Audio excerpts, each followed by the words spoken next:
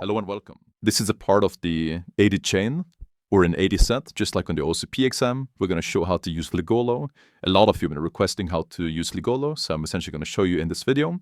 Really hope that you enjoy. If you want to check out the chains yourself, you can check out chain 1 down below completely for free, so you can play around with an active directory set just like on the OSCP exam. I really hope you find this video valuable. Please enjoy. And then agent X here. We can see this is a 200 response. Let's go.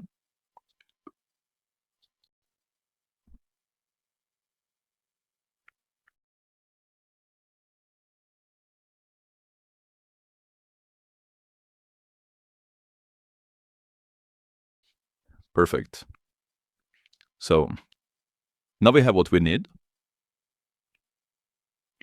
Now it's time to set up things, right? So by default, you want to run it like so. Web UI, we don't really need that. So what's happening when we do this is that this, if I can type, this port right here opens up. This is the default port that Ligolo is listening on. If I exit out of Ligolo like so, we can see that this now disappears. Okay? So run it. It listens. So this is the default port that we want to connect back to. And we are running it in self-cert mode just so we can accept self-signed certificates, so we have no certificate issues when we're trying to connect back to our Ligolo. Okay, so after we have set this up, these nodes could be a bit better. We want to connect from the agent back to the target. So we want to run agent.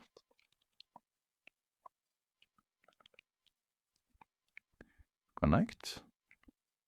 And our IP is 12 like so. And once again, this is the default port that we will be listening on, right? 11,601. And then we want to run ignore cert. So if I run this, we can see connection established, and that is perfect. Okay? So we can see agent join, which is great.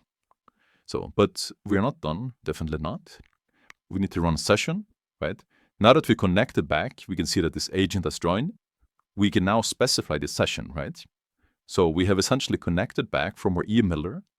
So let us specify session 1, hit enter. And now we can see that we are connected right here. So we can run help. And now we want to essentially create a interface. So let me just take a look at my interfaces real quick. We want to make a Ligolo interface, and we don't have that. You can do that very easily from here. So you can actually type as well help, and then a command, and it makes it very simple, right? So in case you didn't know that.